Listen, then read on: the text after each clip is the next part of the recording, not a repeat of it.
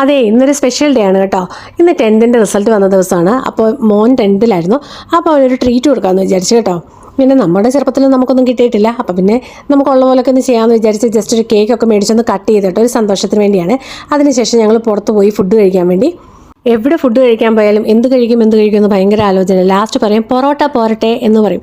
അതിൻ്റെ കൂടി ഇപ്രാവശ്യം എന്നാണെങ്കിലും പോത്തുംകാലാണ് മേടിച്ചത് കേട്ടോ. പിന്നെ ഒരു നൂഡിൽസും കൂടെ മേടിച്ചു. അപ്പോൾ അതിനുശേഷം ഈ പോത്തുംകാലൊന്ന് കട്ട് ചെയ്യണമല്ലോ. ആദ്യം ഞങ്ങളൊന്ന് കട്ട് ചെയ്യാൻ വേണ്ടി ശ്രമിച്ചു. അത് അവിടെ മുഴുവൻ തെറിച്ചു. അപ്പോൾ തന്നെ അവിടുത്തെ ആൾക്കാർ വന്നിട്ട് കട്ട് ചെയ്ത് തരാമെന്ന് പറഞ്ഞിട്ട് അവർ കറക്റ്റായിട്ട് അത് കട്ട് ചെയ്തു കേട്ടോ.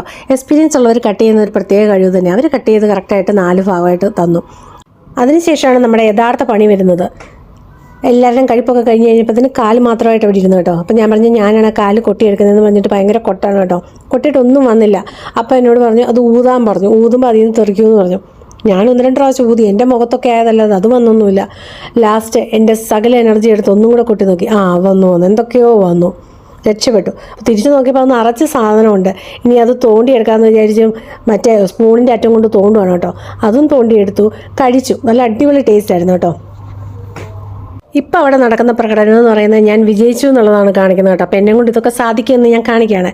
അതിനുശേഷം ലാസ്റ്റ് ഒരു സോഡ നാരങ്ങ വെള്ളം കൂടെ കുടിച്ച് നിർത്തി. വയറും നിറഞ്ഞു. ഇത്രയുള്ള ഇന്നത്തെ വീഡിയോ. ബൈ.